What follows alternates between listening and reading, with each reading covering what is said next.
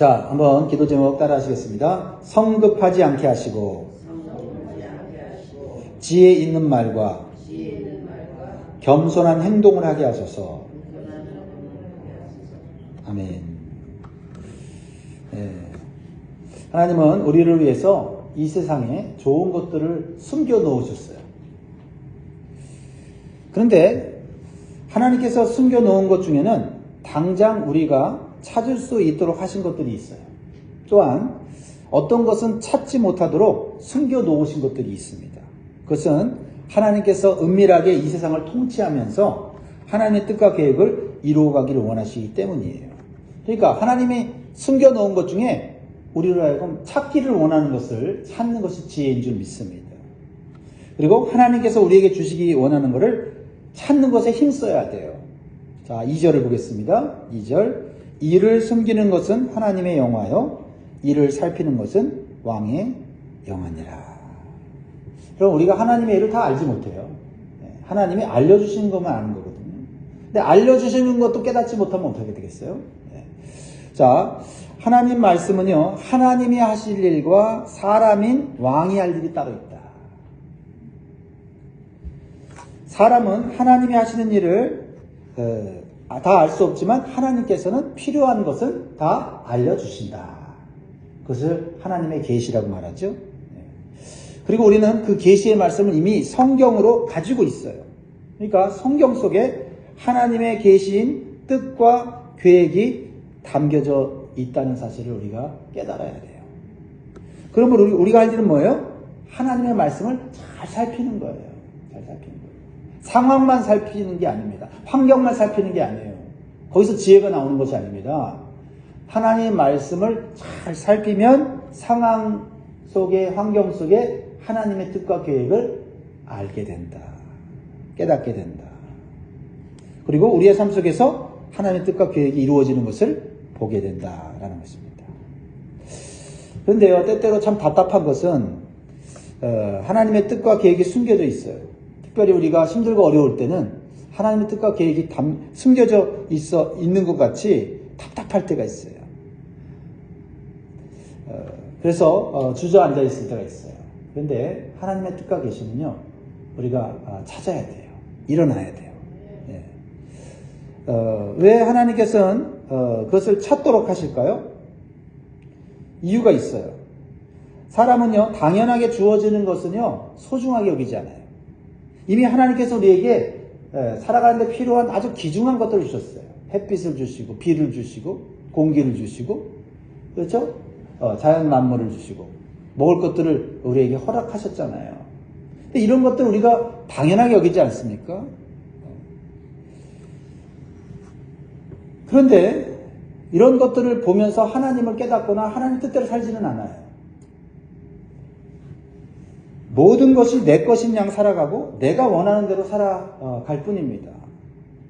그러나 삶에 고난이 오고 해결하기 어려운 문제가 발생하면 우리 마음속에 어떤 생각이 들어요?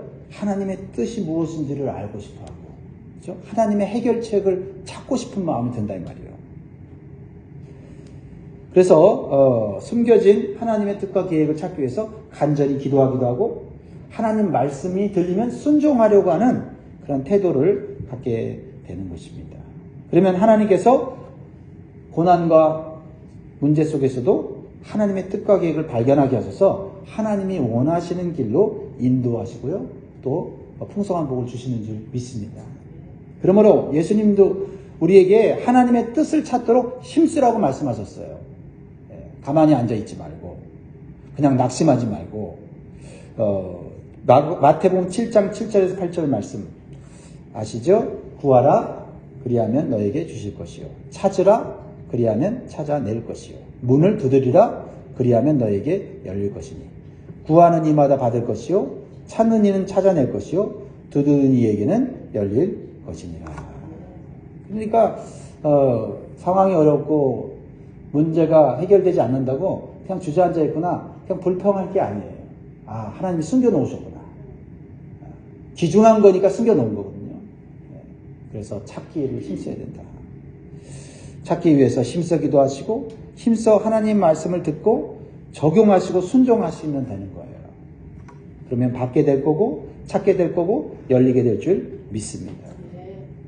두 번째는요, 내 안에 더러운 찌꺼기를 제거하는 시간을 가지라고 말씀하고 있습니다. 우리는 귀하게 쓰임받기를 원합니다. 특별히 하나님을 믿는 성도들은 하나님 앞에 귀하게 쓰임받기를 원해요. 귀하게 쓰임받기 위해서는요, 쓰임받기 합당한 그릇이 되어야 한다는 사실을 기억해야 돼요. 쓰임받기만을 원하고 귀하게 사용받기를 원하는 마음만 있으면 안 돼요. 귀하게 쓰임받고 아름답게 사용받도록 내 안에 더러운 찌꺼기들을 제거해야 된다. 그래서 4절에 보면 은에서 찌꺼기를 제하라. 그리하면 장색에 쓸만한 그릇이 나올 것이요. 은은 처음부터 순수하고 아름다운 은으로 존재하지는 않아요. 원석은 은을 포함하고 있지만, 금을 포함하고 있지만은 그 자체로 쓸 수는 없어요. 용광로 속에 들어가서 불에 연단받아서 불순물이 제거돼야 돼요. 그래야 쓸만한 은이 되고 쓸만한 아름다운 그릇으로 만들어진다라는 것입니다. 과정이 있어요. 우리는 하나님 앞에서 은같이 창조된 존재, 사랑받는 존재예요. 그렇지만 우리는 하나님을 떠나 살면서 더러운 세상에 찌꺼기들이 묻어 있어요. 그래서 하나님이 사랑하는 존재인 건 맞지만, 원래 은인 건 맞지만 하나님께 귀하게 사용받기는 쉽지 않다라는 거죠. 그래서 우리 안에 있는 죄악의 찌꺼기와 더러운 불순물이 많이 있기 때문에 아직 쓸만한 그릇이 되지 못한다라는 것입니다. 우리가 세월이 흘러갈수록 믿음도 잘하지만 세월이 흘러갈수록 더러운 찌꺼기도 묻는다. 12월 달 되면 사실 우리가 어떻게 보면 더러운 찌꺼기들을 씻어내는 작업이 필요한 달이기도 한 것 같아요. 하나님 2024년도 나를 사용하시고 우리 가정을 축복하시고 우리 자녀들 축복해 주세요 라고 기도도 해야 되지만은, 하나님 우리가 하나님께 귀하게 쓰임받을 그릇이 되기 위하여 죄악의 찌꺼기들, 불순물들 하나님 제거해 주십시오 라는 기도가 필요한 시기라고 생각을 합니다. 그래서 이 12월 달 남은 기간 하나님이 사용하기 원하시는 아름다운 은그릇, 귀한 그릇 되기 위해서 기도할 수 있는 시간들을 가지시기를 주의 이름으로 축복합니다. 세 번째 주시는 교훈은 현재의 자리에서 겸손한 자세로 살 때 존경받는 삶을 살 수 있다고 말씀하고 있습니다. 현재의 자리에서 겸손하라라는 거예요. 우리 주변에 보면 항상 불평하는 사람을 보게 돼요. 직장에서도 내가 이 자리에 있을 사람이 아니라고 말하면서 높은 자리만을 꿈꾸는 사람들이 있어요. 그래서 성실하지 않는 사람들이 있죠. 이민 생활, 한국에서 이민한 우리 이민자들을 볼 때 다 두 종류의 사람인 것 같아요. 한국에서는 내가 이런 일 하지 않은 사람이야 하고 대충대충 하고 빨리 성공하기를 바라는 사람들이 있어요. 그런 사람들의 삶의 태도를 보면 항상 불평이 많아요. 부정적인 말을 많이 합니다. 내가 일을 할 사람 아니야 하면서 과거의 일을 자랑합니다. 또 어떤 사람들은 과거에 내가 어떤 일을 했든 상관없어요. 얼마나 높은 자리에 있든 얼마나 한국에서 유명한 사람이 상관없어요. 오히려 그를 숨기고 그냥 밑바닥부터 성실하게 일하는 사람이 있어요. 그러면 사람들이 깜짝깜짝 놀래요. 그 사람을 알아가면 알아갈수록 깜짝 놀래요. 야, 저 사람 능력이 있는데, 재능이 있는데 어떻게 저런 사람이 저런 일을 하지? 알고 보면 과거에 대단했던 사람이에요. 말하지 않아요. 그러니까 어떻게 해요? 사람들이 존경하게 되고 그 사람을 사용하게 되고 높이게 되고 승진하게 되는 거예요. 근데 아무리 그 사람이 재능이 있다고 해도 그 사람이 겸손하지 않고 성실하지 않으면 좋아할 사람이 아무도 없어요. 그 사람은 지혜가 없는 사람이에요. 오히려 인정받지 못하고 오히려 부끄러움을 당하는 사람이다 이 말이죠. 그래서 보세요. 6절 7절 보면 왕 앞에서 스스로 높은 채 하지 말며 대인들의 자리에 서지 말라. 이는 사람이 내게 이리로 올라오라고 말하는 것이 내 눈에 보이는 귀인 앞에서 저리로 내려가라고 말하는 것보다 나옵니다. 그렇죠? 예. 교회 안에서도 먼저 섬기려고 하기보다는 대접부터 받으려는 사람들이 있어요. 자신이 다른 사람보다 높임을 받지 않으면 일하지 않는 사람도 있습니다. 이러한 자세는 우리를 구원하신 예수님께서 보여주신 겸손과 섬김의 삶을 깨닫지 못하기 때문이에요. 예수님께서도 이 잠언의 말씀과 같이 비유로 이런 말씀하셨어요. 누가복음 14장 7절에서 11절에 보면 청함을 받은 사람들이 높은 자리 택함을 보시고 그들에게 비유로 말씀하여 이르시되 네가 누구에게나 혼인잔치에 청함을 받았을 때에 높은 자리에 앉지 말라. 그렇지 않으면 너보다 더 높은 사람이 청함을 받은 경우에 너와 그를 청한 자가 와서 너더러 이 사람에게 자리를 내주라 하리니 그때에 네가 부끄러워 끝자리로 가게 되리라. 청함을 받았을 때에 차라리 가서 끝자리에 앉으라. 그러면 너를 청한 자가 와서 너더러 벗이어 올라 앉으라 하리니 그때야 함께 앉은 모든 사람 앞에서 영광이 있으리라. 그러면서 주님이 이렇게 말씀하셨어요. 무릇 자기를 높이는 자는 낮아지고 자기를 낮추는 자는 높아지리라. 우리가 뭐 세상에서도 말할 것도 없고 교회 안에서도 우리가 남들보다 잘난 게 있고 똑똑한 게 있어도 먼저 우리는 낮은 자리에서 섬기기를 좋아해야 돼요. 그랬을 때 주님께도 영광이고 많은 사람들에게도 영광을 받는다라는 것을 기억하면 좋겠습니다. 우리는 낮은 자리에서 인정받을 때 하나님께서 우리를 높여주신다는 것을 기억하시면 좋겠습니다. 네 번째로 주시는 교훈은 경우에 합당한 말을 하라. 경우에 합당한 말을 하라. 경우에 합당한 말에서 지혜와 축복이 온다는 말씀이에요. 11절 말씀 같이 읽습니다. 시작. 경우에 합당한 말은 아로새긴 은쟁반의 금사가니라. 경우에 합당한 말은요, 사람의 마음을 감동시키고 올바른 방향으로 움직이게 만들어요. 우리가 그렇게 감탄할 때가 있잖아요. 야, 어떻게 저렇게 힘든 상황에서 저렇게 지혜로운 말을 할 수 있을까? 저렇게 믿음 있는 말을 할 수 있을까? 하는 감탄케 하는 말이 있어요. 그게 경우에 합당한 말이죠. 사람의 마음을 감동시키고 움직이게 하는 말이잖아요. 그러니까 말이라고 다 똑같은 말이 아니죠. 그래서 경우에 합당한 말은 아로새긴 은쟁반의 금사가라고 말하는 거예요. 여러분, 은쟁반도 은쟁반 나름이에요. 은쟁반도 아주 정교하게 그것이 디자인되고 새겨지고 색이 입혀지고 그렇죠? 모양이 만들어졌을 때 우리는 그 은쟁반을 보면서 뭐라 그래요? 야, 예술 작품인데. 그러니까 아로새긴 아주 전문적인 그 기술자가 예술가가 만든 그 쟁반 위에 금사가까지 딱 있게 될 때 와, 아름답다. 같은 은쟁반이 아니에요. 같은 사과가 아니다 이 말이에요. 사람의 말에는요, 사람의 마음을 감동시키는 예술 작품과 같은 말이 있고 사람을 비참하게 만들고 불행에 빠뜨리는 쓰레기 같은 말도 있단 말이에요. 사무엘상 25장에 보면 어리석은 나발의 말이 나와요. 기억나시죠? 그리고 지혜로운 아비가일의 말이 나오지요. 두 사람은 부부예요. 부부인데 너무나 달라요. 나발이요, 다윗에게 어리석은 말을 합니다. 다윗이 나발의 양떼를 군사들과 함께 지켜줬거든요. 그래서 다윗이 최소한의 어떤 그 요청을 해요. 우리 군사들이 당신의 양떼를 안전하게 지켜줬으니 그들에게 먹을 것을 달라고 하니까 이 나발이 이 다윗을 무시하고 분노케 해요. 다윗이 누구에게 내가 왜 당신들에게 먹을 것을 주냐고 하면서 아예 그냥 짓밟아버리는 그런 어리석은 말, 쓰레기 같은 말을 해요. 그러니까 다윗이 분노해서 나발의 집을 멸망시키겠다고 찾아오고 있는 상황이에요. 그때 그의 아내 아비갈은 지혜로운 사람이에요. 다윗에게 찾아가서 엎드리고 양식을 가져가서 급하게 이 상황을 지혜롭게 해결합니다.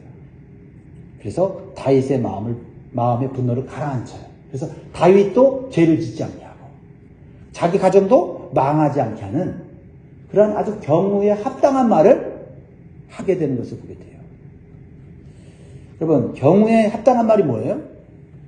무조건 좋은 말이 아닙니다. 아무리 좋은 말이라도 상황에 맞지 않으면 효과가 없어요. 현재 상황에 맞는 말이 경우에 합당한 말이에요. 지금 상대방에게 유익을 주고 힘을 주고 소망을 줄 수 있는 말이 경우에 합당한 말이다 이 말이에요. 때때로 경우에 합당한 말은요, 듣기 좋은 말만이 아니에요. 그 사람을 위하는 책망일 수도 있어요. 슬기로운 책망. 네, 책망. 자, 12절 같이 있습니다. 시작. 슬기로운 자의 책망은 청종하는 기의 금고리와 정금 장식이니라. 자, 슬기로운 책망이 듣는 사람을 변화시키고 새롭고 복된 인생을 살게 한다 이 말이에요.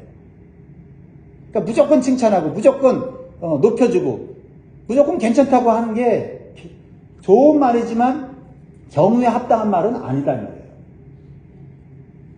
그래서 이 슬기로운 책망이 경우에 합당한 말이 될 수도 있다. 근데요, 슬기로운 책망이 가장 좋은 효과를 발휘하는 것은 청중한 귀를 가진 사람일 때 좋은 효과를 발휘한다. 슬기로운 책망만큼 중요한 게 뭐냐면 복된 귀가 중요하다. 복된 귀. 청중하는 귀. 그걸 듣고 그 말이 나를 책망하는 말이어서 기분은 좋지는 않지만 야, 이 말이 나를 살리는 지혜다라고 들을 수 있는 귀. 이 귀가 청종하는 귀. 그래서 그 귀를 뭐라고 얘기해요? 청종하는 귀는 금고리와 정금 장식이라고 말씀하고 있는 거예요. 그러니까 말도 예술 작품이 될 수 있지만 듣는 귀도 예술 작품이 될 수 있는 거예요. 귀를 가졌다고 해서 다 똑같은 귀가 아니다. 그러는 거예요. 그렇습니다. 우리가 말도 잘해야 되지만 듣는 것도 잘해야 복된 사람이 되는 줄 믿습니다. 그러면 반대로 경우에 합당하지 않은 말은 무엇일까요? 오늘 본문에서 말씀하고 있는 건 첫째로 성급하게 말하는 거예요. 성급하게. 듣자마자 그냥 열받아서 제대로 상황을 알아보지도 않고 뛰쳐나가서 이웃에게 너 당신 나한테 이런 말 했어? 하면서 따지는 거예요. 싸우는 거예요. 그 앞뒤 상황을 쳐다보지 않고 그냥 들은 대로 성급하게 말을 하는 겁니다. 그렇게 되면 오해하게 되고 다투게 돼요. 그래서 자기가 들은 것이 잘못 들은 것일 때는 부끄러움을 당하고 오히려 욕을 당한다 이 말이에요. 8절 보면 너는 서둘러 나가서 다투지 말라. 마침내 네가 이웃에게서 욕을 보게 될 때에 네가 어찌할 줄을 알지 못할까? 두려우니라. 여러분, 누군가에게 들었을 때 그 사람의 말이 아닌 다른 사람의 얘기를 들었을 때 우리는 성급하면 안 돼요. 성급하면 안 돼요. 그 사람 말이 전달된 말이기 때문에 정확하지 않습니다. 그것을 앞뒤 정황을 살펴볼 때까지는 잠시 살펴봐야 돼요. 그렇지 않고 혹시 나에게 하는 어떤 그 안 좋은 말을 할지라도 우리의 마음을 조급하게 해서 오히려 일을 더 크게 만들고 문제를 확장시킬 수 있다는 것을 말하고 있는 것입니다. 정오에 합당치 못한 말은 뭐예요? 논쟁에서 이기려고 다른 사람의 비밀을 말하는 거예요. 자, 9절을 봅니다. 10절 같이 읽습니다. 시작. 너는 이웃과 다투거든 변론만 하고 남의 은밀한 일은 누설하지 말라. 듣는 자가 너를 꾸짖을 터요 또 내게 대한 악평이 내게서 떠나지 아니할까 두려우니라. 우리가 다툴 때가 있어요. 왜 다투지 않겠습니까? 서로 의견이 충돌되면 다투죠. 또 변론을 할 때가 있죠. 왜냐면 내 생각과 다른 사람의 생각이 다르기 때문이에요. 그런데 자신의 입장을 얘기하고 또 자신의 생각을 얘기하는 거, 그래서 어느 정도 논쟁이 일어나는 것까지 괜찮다 이 말이에요. 일어날 수 있어요. 그런데 자기가 그 논쟁에서 이기려고 그 사람의 허물이나 그 사람의 비밀을 말함으로 말미암아서 그 사람의 약호를 죽이고 그 사람의 길을 죽여서 자기 주장을 앞세우려고 하는 태도는 지혜롭지 못하다. 어리석은 거다. 그렇게 해갖고 그 논쟁에서 이겨봐야 나중에 오히려 나한테 해가 돌아온다라는 거예요. 그러니까 그 문제는 그 문제에 대해서만 얘기해야지 그 문제를 일으킨 그 사람의 과거의 비밀이나 그 사람의 약점을 드러내서 논쟁에서 이기려고 하는 태도는 그것은 하나님 앞에서도 합당치 못한 것이라는 것이에요.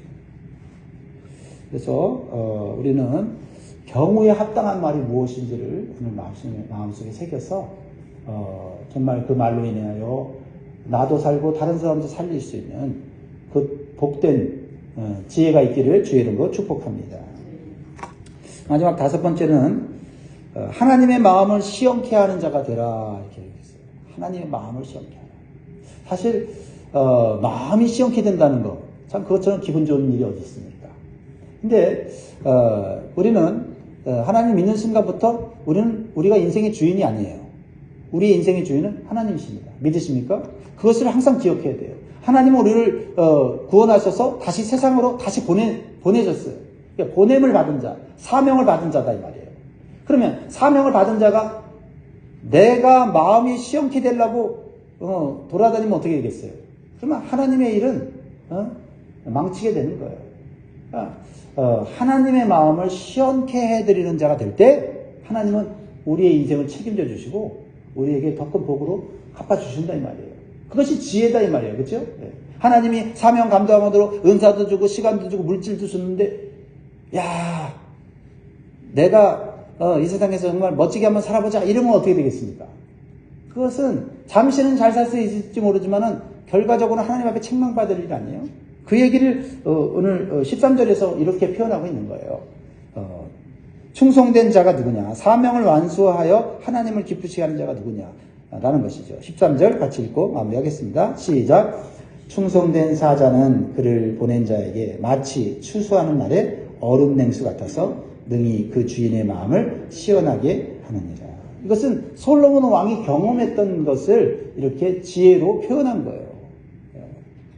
여러분 팔레스타인 지역은 사막 지역이죠. 그래서 추수하는 날 뜨거운 태양빛 아래서 열심히 추수하다 보면요 갈증이 심하게 일어납니다. 그러면 그때 필요한 게 뭐예요? 시원한 물인데 그때 당시에 무슨 냉장고가 있습니까? 얼음을 어디서 만들어낼 수 있어요? 그러니까 저기 멀리 있는 헤르몬 산에서 녹아내리는 그렇죠? 눈을 떠다가 그 수고한 열심히 일한 그 신하들에게 갖다 주면 그 얼마나 그 마음이 시원합니까? 그런 것처럼 주인의 마음을 시험케 하는 자가 되는 것이 결국 주인으로부터 복을 받는 자다. 그러니까 오늘 이 말씀은 나는 내 마음을 시험케 하는 자인가 아니면 하나님의 마음을 시험케 하는 자인가 한번 생각해 보라는 거예요. 내 마음을 시험케 하기 위해서 하나님 말씀을 어기고 그렇죠? 세상을 사랑하고 세상의 즐거움을 쫓아가는 자냐 아니면 하나님의 마음을 시험케 하기 위해서 때로는 절제하고 인내하고 참으면서 사명을 감당하게 되면 마침내 하나님께서 우리의 마음을 시험케 해주시는 날이 올 것이다 라는 것입니다. 이러한 하나님의 지혜의 말씀을 우리가 잘 적용해서 오늘도 승리하는 저 여러분 되기를 주의 이름으로 축복합니다. 기도하겠습니다.